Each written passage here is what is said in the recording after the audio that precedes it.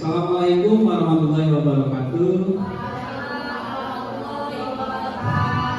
Selamat siang, salam sejahtera untuk kita semua. Pertama-tama saya ucapkan terima kasih untuk rekan-rekan guru, guru hebat yang sudah hadir di lab komputer SMP Negeri 1 untuk melaksanakan sosialisasi penerapan disiplin positif di SMP Negeri 1 Talabobi. Sebelumnya perkenalkan dulu ya, nama saya Rani Saputra. Saya jadi guru di sini baru 1 tahun kiranya. Saya mengikuti mata pelajaran pendidikan olahraga. Baik, selanjutnya Pak Indra. Di sini sebelum kita masuk ke penerapan disiplin positif, pertama saya akan menerapkan atau mengajak rekan-rekan sama guru untuk diskusi mengenai kesepakatan kelas. Yang mungkin nanti saya akan membagikan kertas tempel ya. Nanti boleh ditulis kira-kira satu saja kesepakatan kelas yang menurut Bapak Ibu harus kita jalankan dalam sosialisasi. Boleh satu saja. Iya, misalnya dilarang makan kayak gitu kan. Oke, satu saja ya. Boleh.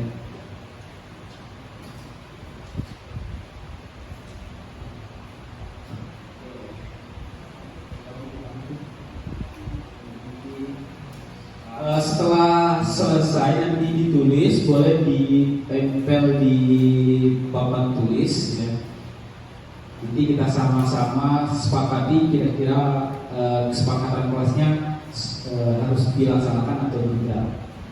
Boleh satu saja, bisa banyak-banyak. Kira-kira apa? Kesepakatan kelas itu apa ya namanya? Tindakan yang harus kita lakukan dalam kegiatan sosialisasi, misalnya boleh minum, kayak gitu, boleh silakan masuk, boleh Pak Devin, silakan duduk di tempat yang sudah disediakan.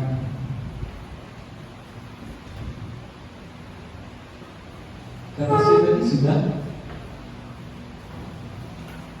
si Pak Devin juga.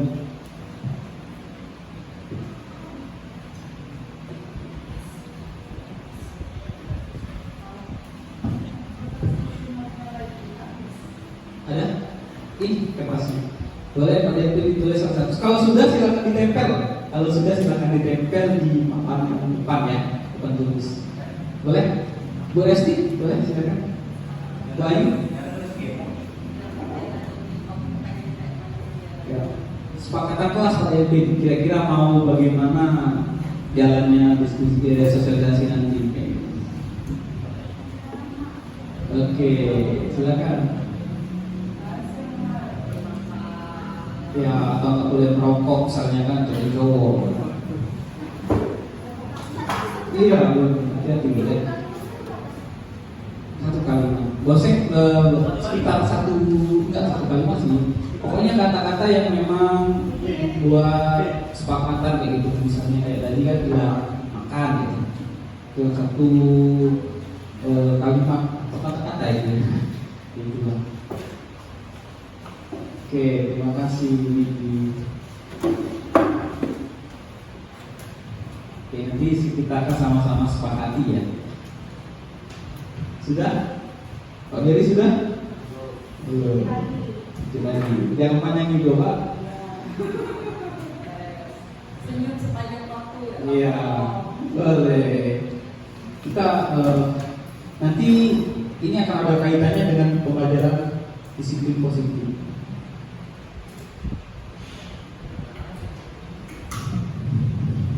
Oke, yang pertama, ini saya bacakan ya, izin bacakan Pak Ibu. Yang pertama dilarang main HP. Kira-kira kesepakatan ini kita setujuin atau tidak? Setuju nggak kira-kira? Oke, setuju. Selanjutnya dilarang berbicara saat sedang belajar. Kira-kira kesepakatannya kita sepakatin atau tidak? Tidak. Ya, berarti ini berarti kesepakatannya kita dicabut ya ini ya, tidak digunakan gitu ya yang biru. Oke, selanjutnya aktif berpartisipasi ya, kira-kira tidak boleh berbicara sebelum diperintahkan atau disuruh, ya benar nggak? Kira-kira harus kita sepakati atau tidak? Tidak ya. Oke, ini tidak perlu. Oke, nanti saya tandain saja ya sama spidol. Kira-kira orangnya gimana? Silang ya. Oke. Selanjutnya dilarang terlalu sering meminta izin ke toilet. Izin ke toilet. Setuju nggak kira-kira? Setuju. Oke. Selanjutnya tidak boleh merokok. Selanjutnya dilarang berkelahi sama teman di kelas. Ini kayak sudah tahu anak-anak ya.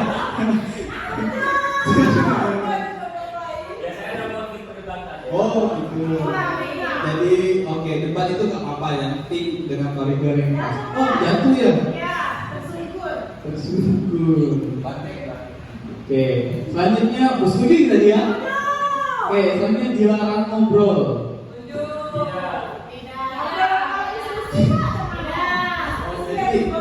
Dibolehkan ngobrol gitu ya? Oke, kira-kira setuju apa enggak ini? Kita sepakatin saja deh. Kalau ngobrolnya berbicara tentang yang materi yang dikerjakan sih tidak masalah gitu. Tapi kalau berbicara tentang masa depan kan lain lagi ya. Jadi di ini ya di garis bawahi dilarang ngobrol di luar konteks materi kayak gitu ya. Oke, terima kasih. Ini adalah kesepakatan kelas yang harus dan kita buat ya, karena di sini nanti akan ada materi atau ada materi yang akan saya sampaikan berkaitan dengan disiplin positif. Salah satunya gini ya, yaitu pembelajaran yang berpihak pada anak. Jadi kita melakukan audiensi sama anak ya, untuk gimana caranya pembelajaran lebih berjalan gitu, dengan tanpa mengurangi minat minat dari anak tersebut. Mungkin hanya itu. Terus di sana ada timbul pertanyaan nih. Apa Anda pernah mendengar disiplin positif? Kira-kira ada dari rekan-rekan yang mendengar disiplin positif? Oh, belum mendengar ya? Oke, yang lain kira-kira sudah mendengar kan disiplin? Kata-kata disiplin itu kata-kata yang familiar ya. Ada yang mendengar? Oke, silakan selanjutnya Pak Indra.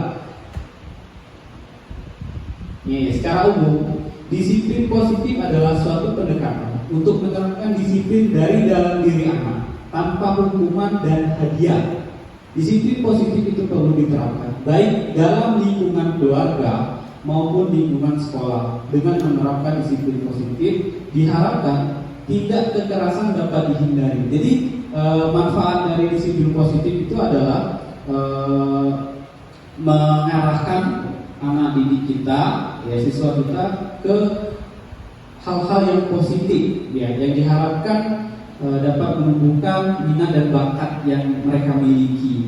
Nah, di situ tertera juga dilarang dengan disiplin positif. Kalau menerapkan pendekatan disiplin positif tanpa adanya hukuman dan hadiah. Mungkin sering lah dari rekan-rekan yang memberikan hadiah atau rewards yang nampaknya itu hanya sebentar, padahal yang harus kita tanamkan itu adalah dari dalam dirinya, bukan hal-hal yang bersifatnya rewards atau hukuman. Lebih parah lagi gitu, malah lebih ke mentalnya gitu. Mungkin selanjutnya Pak. Oke, di sini ada 5 posisi kontrol yang harus bukan yang harus dimiliki, tapi yang harus diketahui oleh guru. Yang pertama itu satu penghukum. Pasti banyak lah di sekolah-sekolah atau di tempat kita nih guru tipikalnya penghukum. Oh tidak ada. Hebat, tepuk tangan dulu. Ada juga yang nomor 2 membuat rasa bersalah. Nanti akan saya tampilkan videonya, tapi ini saya jelaskan dulu tentang 5 posisi kontrol. Yang ketiga tentang teman ya selanjutnya. yaitu posisi guru sebagai teman. Ya, ada juga yang keempat, posisi pemantau, yang posisi ini cuma sekedar melihat lah, ya, tanpa adanya tindakan. Selanjutnya manajerial. Ini posisi 5 ini adalah posisi yang seharusnya dimiliki oleh seorang guru. Oke, sekarang selanjutnya Pak Indra. Oke, ini ada posisi penghubung dari 5 posisi kontrol tadi. Ya, ciri-cirinya itu nada suara tinggi. Wah, ini nggak kira-kira yang nada tinggi. Oh, kaki di sini nyaman, tidak? Lembut, ya, lemah, dimulai. Ya. Terus lihat bahasa tubuhnya, ada sering melotot. Itu ciri-ciri penghubung, guru-guru penghubung. Ya. Terus jari menunjuk dan menghardik, yaitu menganggap anak itu salah, yaitu gimana. Terus ini ada kata-katanya, terlambat lagi, pasti terlambat lagi, selalu datang terlambat. Kapan bisa datang tepat waktu? Nah, itu kadang-kadang kata-kata itu yang sering tidak sadar kita ucapkan, yaitu. Ya. Terus ini tanyakan kepada diri Anda, bagaimana perasaan murid jika guru berpikir seperti itu saat muridnya datang terlambat? Oke, nah ya. Terus akibatnya apa? Yang ditimbulkan dari 5 posisi kontrol hukum ini, kemungkinan murid marah dan mendendam atau bersifat agresif. Bisa jadi sesudah kembali duduk, murid tersebut akan mencoret-coret bukunya atau tulis meja tulisnya. Lebih buruk lagi, sepulang sekolah, murid melihat motor atau mobil bapak ibu guru dan akan menggores kendaraan tersebut dengan api. Mungkin itu adalah akibat yang akan timbul apabila kita menjadi posisi kontrol hukum. Ya, banyak sekali akibat-akibat yang akan timbul setelah kita melakukan posisi kontrol hukum. Karena itu kebanyakan ya untuk guru-guru yang di sekolah jauh, ya sekolahnya di luar Bali kayaknya itu banyak yang melakukan hukum ya. Saya lihat itu. Selanjutnya apa itu? Selanjutnya pembuat rasa bersalah. Nah, ya pada posisi ini biasanya guru akan berusaha lebih lembut. Pembuat orang merasa bersalah akan menggunakan keheningan yang membuat orang lain merasa tidak nyaman, bersalah atau rendah diri. Kata-kata keluar lembut akan seperti, ya, ibu sangat kecewa sekali dengan kamu. Berapa kali bapak harus memberitahu kamu ya? Gimana coba kalau orang tua kamu tahu kamu berbuat begini? Kadang-kadang posisi inilah yang kategori kita sih lembut gitu, tapi ini adalah di posisi kontrol pada pembuat rasa bersalah, yaitu membuat seakan-akan siswa itu bersalah gitu. Ya, ini akibatnya murid akan memiliki penilaian diri yang buruk tentang diri mereka gitu, dan menganggap mereka itu tidak baik kayak gitu, merasa tidak berharga dan telah mengecewakan orang-orang yang disayangnya. Itu akibat yang akan timbul kalau kita melakukan kontrol ini. Ya. Selanjutnya, yang ketiga itu posisi teman, yang mungkin saya juga menerapkannya sebelum belajar ini, tapi setelah belajar ini saya paham ternyata posisi teman bukanlah posisi yang terbaik dalam kita menempatkan diri sebagai guru. Yang pertama, guru pada posisi ini tidak akan menyakiti murid, namun akan tetapi berupaya mengontrol murid melalui persuasi. Posisi teman pada guru bisa negatif ataupun positif. Positif di sini berupa hubungan baik yang terjalin antara guru dan murid. Guru di posisi teman menggunakan hubungan baik dan humor untuk mempengaruhi seseorang. Mereka akan berkata, ayo bantulah demi bapak ya. Nantinya, ayo ingat tidak bantu bapak selama ini. Ya sudah, kali ini tidak apa-apa. Nanti ibu bantu bereskan. Nah, itu adalah kata-kata yang keluar dari posisi kontrol teman. Ya. Hal-halnya apa saja yang negatifnya? Bila suatu saat guru tersebut tidak membantu, maka murid akan kecewa dan berkata, saya pikir bapak ibu teman saya. Murid merasa dikecewakan dan tidak mau lagi berusaha. Hal lain yang mungkin timbul adalah murid hanya akan bertindak untuk guru tertentu dan tidak untuk guru lain. Murid akan tergantung pada guru tersebut. Ya, ini saya juga sudah mengalaminya mungkin di SMA yang sebelumnya sudah pernah posisi teman, tapi anak-anak itu hanya tergantung sama saya gitu. Nurutnya sama saya, tapi pada saat sama guru lain mereka berubah gitu. Itu adalah posisi yang saya rasa tidak baik untuk seorang guru gitu. Setelah saya menyadari belajar ini. Oke, selanjutnya posisi pemantau. Posisi ini monitor, berarti mengawasi. Pada saat kita mengawasi, kita bertanggung jawab atas perilaku orang-orang yang kita awasi. Posisi pemantau berdasarkan pada peraturan dan konsekuensi. Dengan menggunakan sanksi konsekuensi, kita dapat memisahkan hubungan pribadi kita dengan guru. Sebagai seorang yang menjalankan posisi pemantau, pertanyaan yang diajukan seorang pemantau biasanya peraturannya apa? Ya. Apa yang telah kamu lakukan? Kata-kata sanksi atau konsekuensinya apa? Terus akibatnya bahwa seorang pemantau saat mengambilkan perhitungan atau catatan data yang dapat digunakan sebagai bukti atas perilaku seseorang. Posisi ini akan menggunakan stiker, slip catatan, daftar cek. Posisi monitor sendiri berawal dari teori stimulus respon yang menunjukkan tanggung jawab guru dalam mengontrol murid. Jadi posisi pemantau ini hanya guru-guru yang mungkin mengandalkan data, mengandalkan penglihatan. Setelah melihat nama tersebut melakukan kesalahan, mereka mencatat, mungkin di sini ya, dicatat. Lalu apabila anak tersebut masuk ke dalam kantor dalam kasus lain, maka akan terjadi diskriminasi dalam anak tersebut. Ya, dibilangnya ini banyak sekali catatan yang salah. Ini adalah posisi pemantau. Ya, itu harus sadari bahwa ini bukan posisi yang terbaik. Oke, yang selanjutnya nih posisi manajer. Kalau perusahaan politik ya, boleh ya. Nah, posisi manajer itu nada suaranya tulus. Bahasa tubuh kita tidak kaku, mendekat ke murid. Ya, misalnya, Adi, apakah kamu mengetahui jam berapa sekolah dimulai? Adi, tahu Pak, jam 7.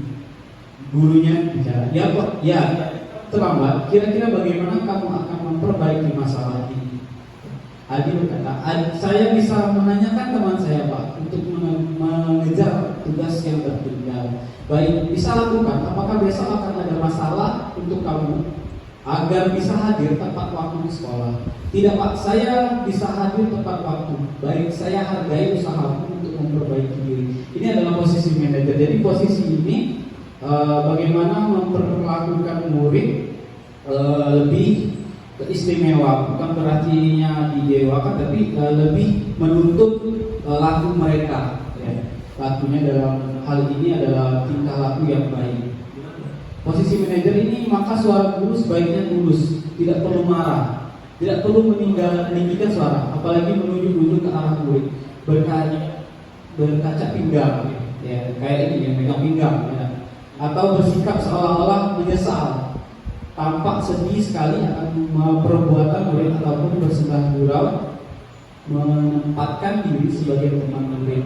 Nah, jadi posisi manajer ini adalah posisi yang paling utama yang harusnya dimiliki seorang guru. Jadi kita tuh bukan hanya sebagai teman, bukan sebagai pembuat masalah, tapi sebagai manajer itu sebagai kita rangkul mereka layaknya sebagai seseorang yang memang harus kita kembangkan minat dan bakatnya. Ya, pada dasarnya semua manusia itu adalah pintar ya, dan berdasarkan dengan bakat dan minatnya masing-masing. Tuh. Oke, sudah ngantuk kan? Kira-kira ngantuk? Nah, jadi ada 5 posisi kontrol ya. Nah, dari posisi kontrol ini yang harusnya kita pahami, bukan harusnya kita miliki ya. Kita pahami dalam posisi manajerial. Tuh, oke, selanjutnya Pak. Kalau itu kita main permainan dulu boleh nggak? Ada yang bisa ada permainan nggak? Nyanyi ya. Tangan ke atas, menggapai bintang, tangan ke samping, burung yang terbang, tangan ke depan, ikan berenang. Mari bersiap mulai berdoa. Oke, selanjutnya ini adalah sebuah video ya, video pembelajaran.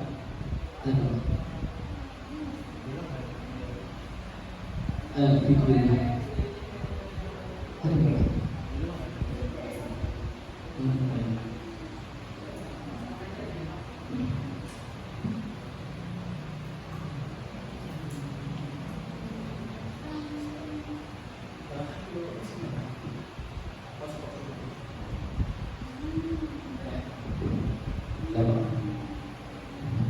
Kayaknya jaringan ya, kita tunggu dulu sebentar ya.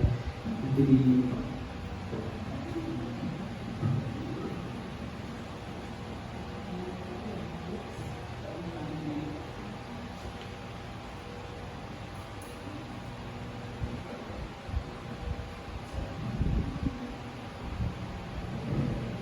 Oke, kita selanjutnya ya. Tadi nonton video tapi kayaknya jaringannya jelek ya. Jadi yang selanjutnya ini tabel posisi kontrol. Sini lihat ya. Ada motivasi eksternal dan motivasi intrinsik atau internal. Ya. Di sini ada identitas gagal sama identitas berhasil. Ada 5 posisi kontrol tadi. Ada penghukum, pembuat orang merasa bersalah, teman, pemantau, dan manajer. Ya, sekarang posisi kita di mana? Apakah kita posisinya di penghukum? Apakah kita posisinya di pembuat orang merasa bersalah? Atau di posisi sebagai teman? Atau pemantau atau manajerial? Boleh ditulis di kertas tempelnya tadi. Kira-kira posisinya di mana? Boleh? Ada yang bertanya? Boleh? Kalau misalnya tergantung siswanya gimana? Kan siswanya beda-beda. Kalau siswanya kadang ada siswa yang memang bisa untuk interaksi, ada siswa yang atau sesama siswa itu memang sama. Oke, ini adalah posisi kontrol untuk kita guru sebagai guru. Nanti ada saatnya kita akan ada pembahasan tentang siswanya. Bagaimanapun sifat siswa, kalau posisi kontrol kita terapkan, maka akan bisa menjalankan apa yang namanya posisi kontrol sebagai manajer gitu. Ya. Pas saja kira-kira misalnya anak tersebut sering melawan misalnya, dengan kata-kata halus, apakah mereka dengan pertanyaan-pertanyaan yang tadi disampaikan oleh manajer, posisi manajer, apakah mereka akan terus berkata kayak gitu? Dan saya rasa sih itu lebih menyentuh ke hatinya kayak gitu, ya, dalam dirinya, perubahan intrinsiknya bukan eksternalnya itu, ya. Boleh ditulis, iya, boleh tulis. Pertanyaannya selama ini, kalau ditulis hal itu, apa yang ditulis? Posisi dari sebagai apa? Boleh.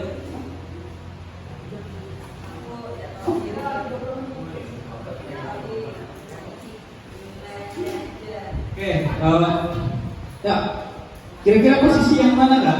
Ini ada posisi penghukum nih, guru berbuat, menghardi, menunggu, ya. Terus kata-katanya yang keluar dari guru tersebut, kalau kamu tidak melakukannya, saya akan, ya, ada kata-kata itu. Ya, hasilnya apa? Memberontak siswa tadi, yaitu jadi penderita. Silakan buat. Kira-kira posisi mana yang Bapak Ibu sudah saat ini sampai ya, posisi kontrolnya di 5 tadi, boleh penghukum, boleh membuat orang bersalah. Dengan cara tadi misalnya penghukum. Kenapa posisi penghukum? Karena saya sering membuat hukuman ke anak, misalnya kayak gitu. Ada alasannya kenapa dalam posisi membuat orang merasa bersalah, gitu. Posisi sekarang, pada saat sudah pembelajaran nanti harusnya sudah posisinya berubah, bukan lagi posisi penghukum, gitu. Oke? Ya, itu menghukum. Kalau misalnya nih olahraga, dia terlambat datang olahraga, ya, dia belum pemanasan. Itu bukan penghukum kalau kita suruh pemanasan dan di lapangan. Karena apa? Teman-temannya semuanya ikut pemanasan sedangkan dia tidak. Dan itu sebuah bukan penghukum namanya. Ya. Ya, itu ada komitmen kan. Dari awal harus ada pemanasan. Ya. Ada konsekuensinya. Kalau dilanggar, mereka akan ikut juga pemanasan. Ya. Sesuai dengan yang lain pemanasannya. Gitu. Mungkin kalau yang lain cuma pemanasan 3 putaran, yang terlambat tadi 10 putaran, itu namanya penghukum sudah kan, di luar batasnya. Oke. Sudah? Sudah? Kalau sudah silakan tempel lagi.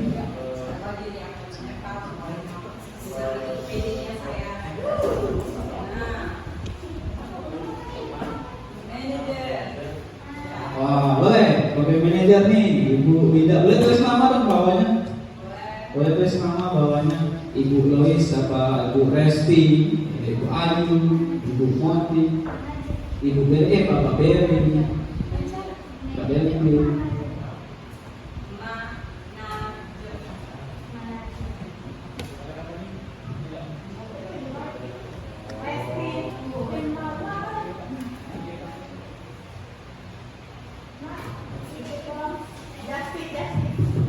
Boleh. Tempel ya. Tempel yang benar tempel. Wah. Oke, ini jujur ya, posisi Bapak Ibu jujur. Jangan buat-buat. Gak apa-apa. Salah ini ya. Oke. Jadi sudah? Yang terakhir ya, nanti kita akan belajar tabel restitusi, segitiga restitusi. Ya. Satu lagi, ada 9 gitu kan? Enggak ada 9 gitu. Oh, romantis ngaco. Sini. Oh iya, siap. Oke, sudah. Bapak Ibu tulis, saya hargai itu, dan mungkin saya akan baca sekilas saja ya. Pertama itu membuat orang merasa bersalah. Ya manajer, teman, ya manajer lagi membuat orang merasa bersalah, menerima dengan ikhlas sama teman. Teman berarti posisinya. Jadi dilihat ya dari tabel itu posisinya mana gitu. Ya. Terus hasilnya apa? Ya kalau teman itu ketergantungan hasilnya. Terus posisi manajer itu bisa memuatkan watak atau karakter anak tersebut. Oke? Dari sini kira-kira ada yang ditanyakan? Lanjut aja ya. Lanjut. Oke, selanjutnya kita akan belajar tentang segitiga restitusi. Restitusi ini adalah proses menciptakan kondisi bagi peserta didik untuk memperbaiki kesalahan mereka sehingga mereka bisa kembali pada kelompok mereka dengan karakter yang lebih kuat. Ini kata Gosser 2004, dia berkata kayak gitu. Ya teori Gosser yang dipakai dengan segitiga restitusi. Saya lanjut Pak. Yang pertama, yang paling bawah, tadi segitiga yang paling bawah adalah menstabilkan keadaan, ya, identitas, menstabilkan identitas keadaan. Langkah pertama itu pada bagian dasar segitiga adalah menstabilkan identitas. Jika anak berbuat salah, maka ada kebutuhan dasar mereka yang tidak terpenuhi. Ini kembali lagi sama Lois tadi kan, pertanyaan tadi. Ya. Terus bagian dasar segitiga restitusi memiliki tujuan untuk merubah orang yang gagal karena telah berbuat kesalahan menjadi orang yang sukses. Ya, kita harus mampu meyakinkan mereka dengan mengatakan kalimat tidak ada manusia yang sempurna. Ada intelektual Andra. Terus saya juga pernah melakukan kesalahan seperti itu. Itu namanya menstabilkan identitas. Jadi kita setelah anak berbuat salah, misalnya ya mereka ngeluarin baju misalnya ya, lalu kita panggil. Ada kalanya kita panggilnya jangan di kantor ya, karena kalau di kantor akan lebih ribet lagi gitu. Tapi kita berbicara berdua tatap muka, ya, face to face. Lalu katakan, dulu bapak juga pernah lu ngeluarin baju, itu stabilkan keadaan. Berarti dengan cara itu mereka lebih kuat lagi mental sama karakternya. Ya terus selanjutnya. Validasi tindakan yang salah. Nah, ada validasinya. Langkah kedua adalah validasi tindakan yang salah. Konsep langkah kedua adalah ketika harus memahami kebutuhan dasar yang mendasari tindakan anak berbuat kesalahan. Menurut teori kontrol semua tindakan manusia, baik atau buruk, pasti memiliki maksud dan tujuan tertentu. Nah, ini LMS Guru Penggerak tahun 2021. Ketika kita menolak anak yang berbuat salah, maka akan tetap ada masalah. Yang diperlukan adalah kita memahami alasan melakukan hal tersebut sehingga anak merasa paham. Yaitu ya, validasi tindakan yang salah ini contohnya, kira-kira tindakan tersebut benar atau tidak misalnya. Kira-kira tindakan misalnya ngeluarin baju itu ada tindakan yang benar atau yang tidak ya. Nah, kita tanyakan sama dia ya. Kalau dia jawabnya benar, berarti memang kita harus berubahnya ekstra gitu ya. Selanjutnya, yang terakhir itu menanyakan keyakinan. Nah, ini kan kita buat nih keyakinan kelas sama tadi kita buat awal peraturan kelas ya. Tadi sudah kita buat ya. Kira-kira kita tanyakan sama tersebut, kira-kira keyakinan kelas atau keyakinan sekolah mana yang kalian melanggar gitu. Kalau keyakinan sekolahnya tentang disiplin, berarti nanti kita tanyakan lagi, kira-kira kamu mau nggak gitu, untuk merubah keyakinan tersebut gitu, untuk merubah apa yang telah dilakukan dia yang salah gitu. Itu lebih mahal mereka tanpa mengurangi karakter sama mengambil emosional dan jiwanya itu lebih ya. Langkah satu nih ada langkah satu dan langkah dua sukses dilakukan, maka anak akan siap untuk dihubungkan dengan nilai-nilai yang ada yang dia percaya dan berpindah menjadi orang yang dia inginkan. Penting menanyakan ke anak tentang kehidupan ke depan yang dia inginkan. Ketika mereka sudah menemukan gambaran masa depannya, guru dapat membantu mereka untuk tetap fokus pada gambarannya. Melalui segitiga restitusi, kita dapat mewujudkan mereka menjadi murid yang merdeka. Ini tujuannya adalah memerdekakan murid. Sebenarnya Igawan ini kurikulum merdeka itu mengambil konsep bahwasanya siswa itu harus merdeka. Itu pendidikannya harus berpihak kepada anak. Bukan lagi sekarang guru harus misalnya satu guru misalnya contoh lah ya, mungkin nggak ada di sini. Ya, saya ini belum selesai modul 1 nih, gimana ya? Kita lagi mau ulangan nih, harus selesai modul, kejar kebut modul. Tapi itu hasilnya nol. Ya, apa yang anak dapat? Mereka hanya mendapatkan hal-hal yang memang itu mereka tidak perlu dapatkan gitu. Misalnya dengan memperbanyak modul itu akan mengganggu stabilan anak gitu. Belum lagi dia mau belajar yang lain, modul lagi, IPA, IPS dan sebagainya, itu akan menjadi beban untuk anak yang mungkin mereka juga stres ya gitu. Kayak bayangkan kita saja mungkin stres sebutnya. Bayangkan RBP misalnya kan, mau perangkat pembelajaran, dikejar terus semalam itu dia pusing, stres ya gitu. Apalagi anak yang beberapa modul, beberapa mata pelajaran harus dikejar kebut ya gitu. Ya situ, mungkin situ adalah mengapa kurikulum sekarang lebih bermerdeka. Mungkin nanti berubah lagi, saya tidak tahu. Tapi apa yang sudah diberikan pemerintah, saya yakin mereka sudah mengkaji semuanya, sudah membuat sebelumnya membuat sebuah mungkin sudah membuat dokumen terlebih dahulu untuk pemetaan kira-kira bagus atau enggak betul. Oke, ya selanjutnya terakhir ya. Nah, kita tonton video dulu.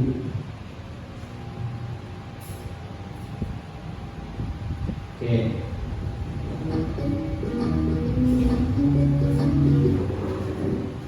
Salam dan bahagia Ibu dan Bapak Guru hebat.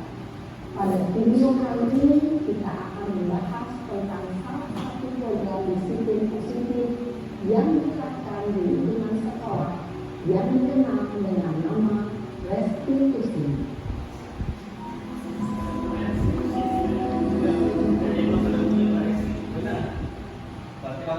Restitusi digunakan oleh pakar pendidikan dalam dosen berlandaskan pada teori kontrol Dr. William James. Segitiga restitusi adalah suatu proses dialog yang dijalankan oleh guru atau orang tua agar dapat menghasilkan guru yang mandiri dan bertanggung jawab. Pada saat guru di posisi manajer, aspek yang dikembangkan pada guru adalah motivasi intrinsik, sehingga pengalaman yang dibagikan dapat tumbuh dan berkembang menjadi suatu kebiasaan positif yang akhirnya membentuk karakter diri.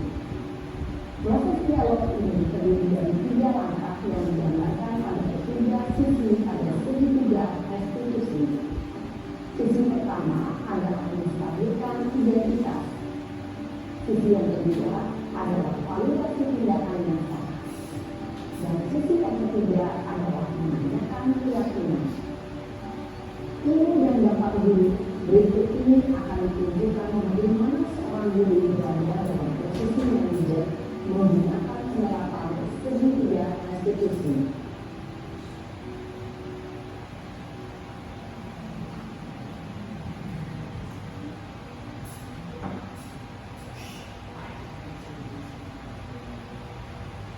Yang saya sudah lama nggak ketemu saya?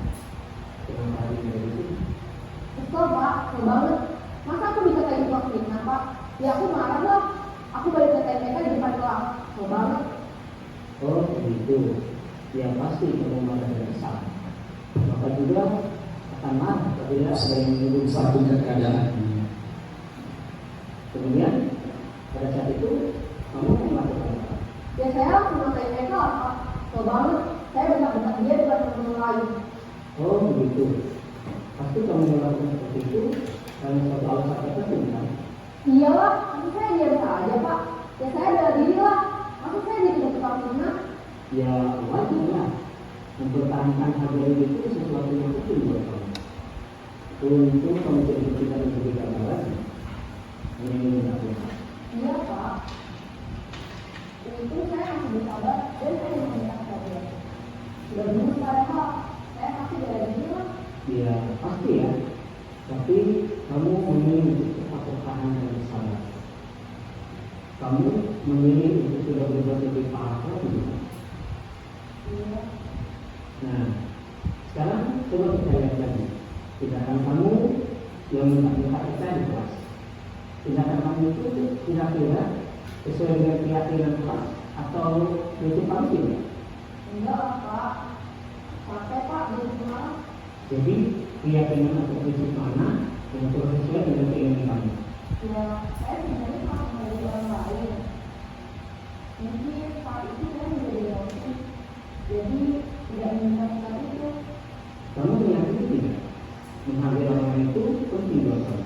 Yakin lah pak. Iya, setuju. Kita harus saling menghargai. Namun ada juga keyakinan yang kita sepakati yang perlu kita jalankan. Apabila kita sedang marah, Ya saya bisa berinteraksi dengan diri sendiri. Saya bisa jadi lebih sabar, mengambil kebijakan berpikir bahwa apa selanjutnya. kira-kira kamu bersedia memperbaiki masalah ini tidak? Sedia pak. Kalau kamu memperbaiki masalah ini, kamu akan menjadi orang seperti apa? Saya akan menjadi orang yang bertanggung jawab kali ya pak. Dan menjadi aktif. Iya, menurut kamu bagaimana rasanya menjadi orang seperti itu? Ya nyaman lah. Bangga bisa bersabar dan mengambil. Baiklah kalau begitu. Yuk kita pikirkan bagaimana memperbaiki masalah ini.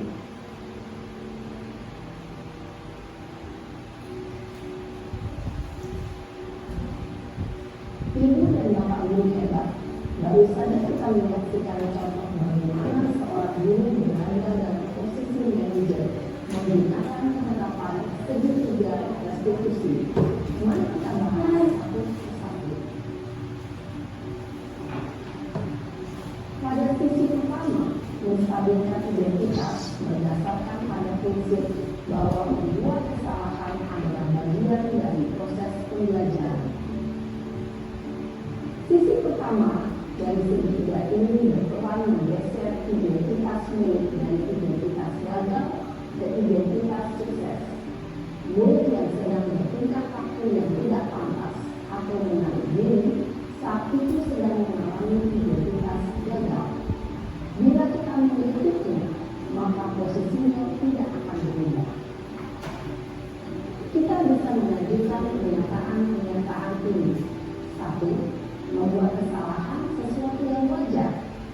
Dua, manusia tidak ada yang sempurna. Tiga, kita bisa memperbaiki masalah ini. Empat, saya tidak menanyakan kesalahannya. Saya lebih fokus bagaimana memperbaiki masalah ini. Lima, apakah saat ini kamu telah menjadi orang yang baik untuk dirimu sendiri? Pada sisi kedua, validasi tindakan yang salah berlandaskan pada prinsip bahwa setiap perilaku berupaya memenuhi suatu kebutuhan tertentu. Guru yang telah memahami teori kontrol akan bergeser dari pemikiran stimulus respon menjadi proaktif dan mencoba untuk mengenali tujuan dari perilaku itu, mengenali dan mengakui kebutuhan diri ini dapat memperbaiki hubungan dengan diri tersebut.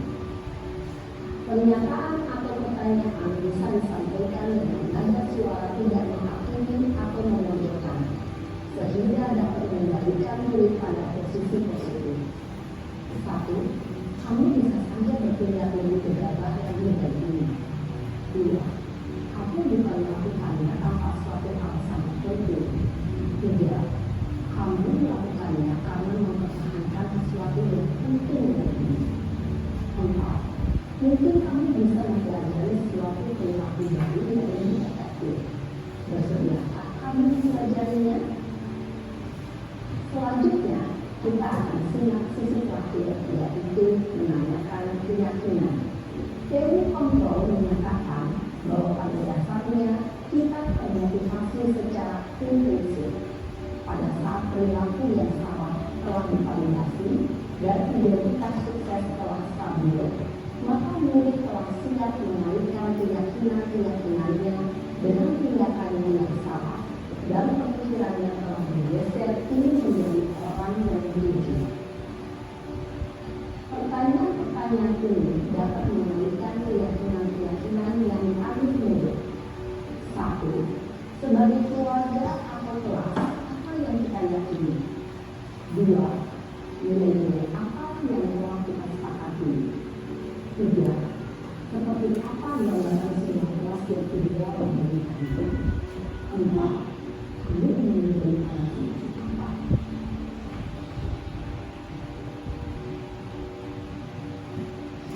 Dalam menerapkan segitiga restitusi, ini memperhatikan beberapa hal, yaitu satu, perilaku yang salah ini dikaitkan dengan nilai atau keyakinan-keyakinan yang telah disepakati atau diuji. Dua, kesediaan orang yang melakukan kesalahan untuk memperbaiki masalah. Tiga, pemecahan masalah sebisa mungkin relevan atau memiliki hubungan dengan masalah yang ada. Empat, usaha. Perlu adanya suatu usaha kebaikan dari pihak yang berbuat kesalahan. Lima, waktu. Perlu didedikasikan waktu dari pihak yang berbuat kesalahan. Tanyakan kapan akan mulai melakukan usaha untuk memperbaiki masalah. Dengan memahami struktur penerapan segitiga restitusi, diharapkan diri dapat menerapkan posisinya sebagai manajer dengan mengajukan pertanyaan-pertanyaan bermakna yang dapat membuat murid menjadi lebih percaya diri, bertanggung jawab, dan mandiri. Nah, ibu bapak guru perlu tidaknya mengikuti ketiga tahapan dalam segitiga restitusi bergantung pada ringan beratnya suatu permasalahan. Misalnya, bila permasalahan tersebut ringan, maka tidak perlu dijalankan secara berurutan. Bahkan bisa semudah menanyakan apa keyakinan yang kita sepakati. Dengan menjalankan segitiga restitusi, dengan mengajukan pertanyaan-pertanyaan bermakna, diharapkan murid menjadi kuat secara pribadi, dapat membuka wawasan diri agar dapat menyelesaikan permasalahannya sendiri, semakin percaya diri, mandiri, dan bercerita. Salam berbahagia, ibu bapak guru hebat. Oke, terima kasih Bu Rando. Oke, selanjutnya kita aja adalah video mulai dalam segitiga restitusi ya. Oke, selanjutnya terakhir adalah terakhir Pak. saya dari kesimpulan ya. Jadi kesimpulannya salah satu aspek penting dari disiplin positif adalah membangun hubungan yang kuat antara guru dan siswa. Guru tidak hanya berfungsi sebagai pengajar, tetapi juga sebagai model peran dan dukungan bagi siswa. Ketika hubungan ini didasarkan pada saling percaya dan penghargaan, siswa merasa lebih termotivasi untuk berpartisipasi dalam pembelajaran dan mengikuti aturan. Selain disiplin positif, mengajarkan nilai-nilai kebajikan universal juga memiliki peran yang krusial dalam pembentukan karakter siswa. Nilai-nilai seperti kejujuran, kerjasama, rasa empati, tanggung jawab bukan hanya penting dalam kehidupan sehari-hari, tetapi juga dalam membangun masyarakat yang lebih baik. Di dalam kelas, guru dapat memasukkan nilai-nilai ini dalam pembelajaran melalui cerita, diskusi, dan aktivitas berbasis kelompok. Ini membantu siswa untuk memahami makna nilai-nilai tersebut dalam konteks yang relevan. Nilai-nilai itu juga diharapkan menginternalisasi mereka sebagai bagian dari perilaku sehari-hari. Oke, itu sekian dan terima kasih. Kalau mungkin ada saran atau masukan dari rekan-rekan. Oke, demikian sosialisasi tentang budaya disiplin positif dari saya. Semoga apa yang sudah kita pelajari akan kita terapkan dan kita harapkan dapat mendidik atau menciptakan, mewujudkan peserta didik yang lebih baik lagi ke depannya. Terima kasih. Saya akhiri wabillahi taufiq wal hidayah. Wassalamualaikum warahmatullahi wabarakatuh. Boleh kita sesi foto-foto? Boleh.